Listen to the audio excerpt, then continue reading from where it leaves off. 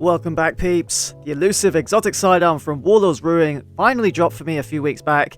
I only just started using it this week and was shocked at how good it actually is. And with a catalyst, it turns into one of the best utility exotic weapons for any elemental subclass. Yes, we are reviewing Buried Bloodline in PVE today, going over why it's so good, and dare I say, slept on? Slap that like button, as this will be my last video for a while. I'm heading on holidays to the other side of the world for 2 weeks. Let's begin. Buried Bloodline is a brand new exotic that drops at the end of the Warlord's Ruin dungeon, a slow-firing 100 RPM, the same rate of fire as Indebted Kindness of the Void element, that uses special ammo bricks. It fires 2 hard-hitting tracking bolts that can do precision damage and travel before landing a hit, doing slightly more damage than Indebted Kindness when landing precision hits, although the damage decreases significantly when landing body shots. Unlike Indebted, Bloodline does not do explosive damage and does suffer from damage fall-off, although at medium range it performs optimally. It's a very strong utility weapon that can easily one-shot most red bars in regular content and still capable of 2-tapping them in higher difficulties. It does struggle against beefier targets like champions or mini-bosses, whilst being able to leech heal on kill thanks to its exotic perk, which can also grant Devour. Devour may have been nerfed recently, but it makes this gun absolutely insane. Getting 4 kills on red bars in any space of time, or killing a single yellow bar, despite what the perk description says, will grant Devour, and this can be activated on any elemental subclass. Yes, you can use this on your Solar, Stasis, Arc, and Strand subclasses, inheriting excellent grenade synergy, as getting kills with Devour active refreshes the timer and grants grenade energy. It is absolutely excellent for grenade builds, such as Shinobu Skip Hunter, Contraverse Warlock, Strand builds, just to name a few. It also works excellently on Empyrean Solar builds if your kinetic slot weapon is rolled with permeability or osmosis, with Bloodline kills activating Devour, and with Restoration and Radiant active, Empyrean restores the timer on both buffs with the kinetic kills, with Devour returning grenade energy and healing 100 HP. We haven't even talked about the catalyst yet. Oh my god. It's well worth doing the dungeon puzzle to obtain it, as it just makes the weapon S tier. In summary, when Devour is active, the weapon gains weakening rounds, a constant source of weakening effects that proc as long as Devour is active, meaning you can use this also on any subclass too, debuffing targets by 15%, which stacks with damage increases such as Radiant.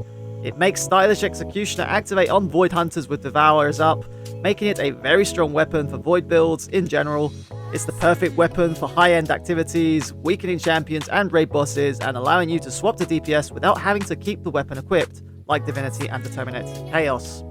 Due to it having a generous 61 reserves, it pairs nicely with other special weapons in the kinetic slot. Stasis Warlocks running Cenotaph and a legendary Trace Rifle, Appetence, can take advantage of Devour and the weaken effect to become an absolute godly support for fire teams in raids and GMs, consistently spawning special ammo to keep your reserves high. It's obviously most potent on Void builds, Warlock in particular, due to it being much easier to activate with ability kills, perfect for Contraverse or Briar Bard's builds. Just like Indebted Kindness, Buried Bloodline works with anti-barrier rounds on barrier champions, capable of one-shotting their shields in all difficulties, including Grandmaster Nightfalls, making it a very good option when the artifact perk for sidearms is active, and arguably has better utility than the raw power of Wishender. I had not clocked that this weapon has the same utility that its legendary Arc counterpart has: hard-hitting, medium range, capable of activating 2 Void element verbs on any elemental subclass. It's a pocket monster and extremely viable for loads of endgame activity builds, making it S tier in PvE content. This catalyst is just incredible and just pushes the weapon's rating from a 4 to a solid 5 out of 5. It's such a unique weapon, well worth the weekly grind on the available dungeon clears per character, and the catalyst puzzle is super fun to do playing solo. Look up a guide and try it out if you haven't. That's it for this video. Did you make it to the end? Slap that like button for the algorithm and subscribe if you're new to the channel. As mentioned at the beginning of this vid, I'm departing for an island holiday to get away from work, video games and YouTube for a couple of weeks. On my return, we will visit some new builds and continue the weapon reviews.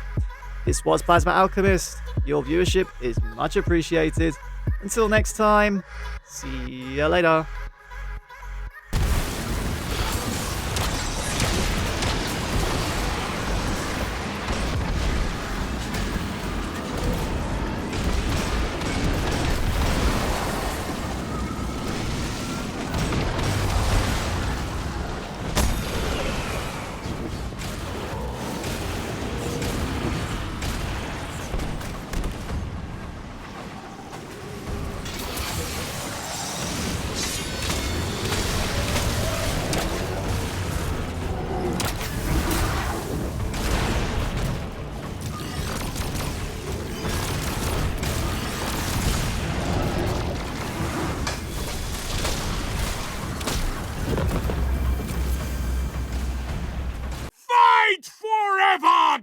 guardian!